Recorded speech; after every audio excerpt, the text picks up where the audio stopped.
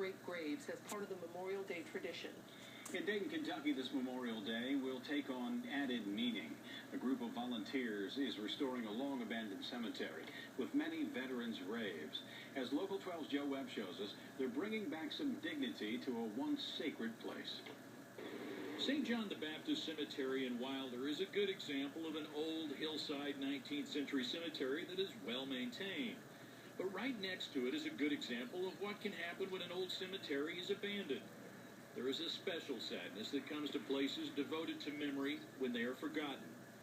There's a special joy that comes when they are remembered again. This hillside in Dayton, Kentucky was, and is becoming again, St. Francis of Assisi Cemetery, a 160-year-old resting place for 900 people. 7 months ago, it looked like this. We were appalled. We started discovering pieces of tombstones before we even got to the cemetery in the gully and on the railroad track. Cut off from Route 8 by 1960s construction, despite an easement spelled out in the deed, walking beside the tracks for 3/4 of a mile is the only way to get to St. Francis. Ellen Skirvin made the trek last October and made a startling discovery on the railroad tracks. A broken headstone with a familiar name, Adam Freppen. It was a part of my great-great-grandfather's headstone. So it was a pretty powerful moment. Powerful enough to spark a small army of volunteers that organized last fall and restore the cemetery. We want it to be here. It's something that's long overdue, and we just feel that now's the time. Old pictures show what the cemetery looked like in better times. It was fenced, had a small chapel on top of the hill.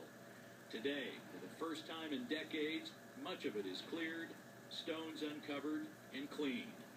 This whole area was just covered. I mean, you couldn't get through it, and it was just vines, just really thick, just like this area up here is. Now, people like Doreen Fornash can come and visit.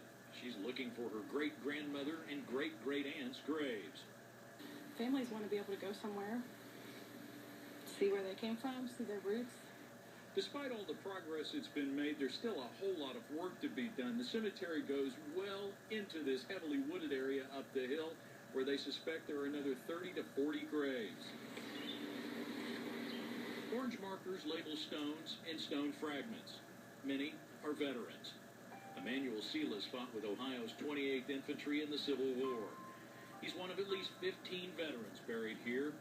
And thanks to the volunteers, this Memorial Day will be much different for them at St. Francis. After months of cutting things down, last week volunteers raised the colors on a flagpole fitted with a solar-powered light. We felt it was very necessary to honor those veterans. It's probably been 50 plus years since they've been thought of or, had a celebration, so it's really neat that we was able to get this done. I pledge allegiance. They pledged allegiance to the new flag, pledged to keep cutting honeysuckle and righting toppled stones, just to honor some long-dead people who were nearly forgotten. They have a history. They have a personality. They had children. We know how they died. We know when they died. We know the suffering they endured. And they deserve a place of respect. And for the first time in nearly 50 years, they have it. In Dayton, Kentucky, Joe Webb, Local 12 News.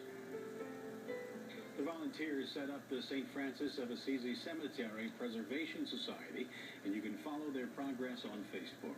Nice story. That's a great story. Yeah. So, a possibility of some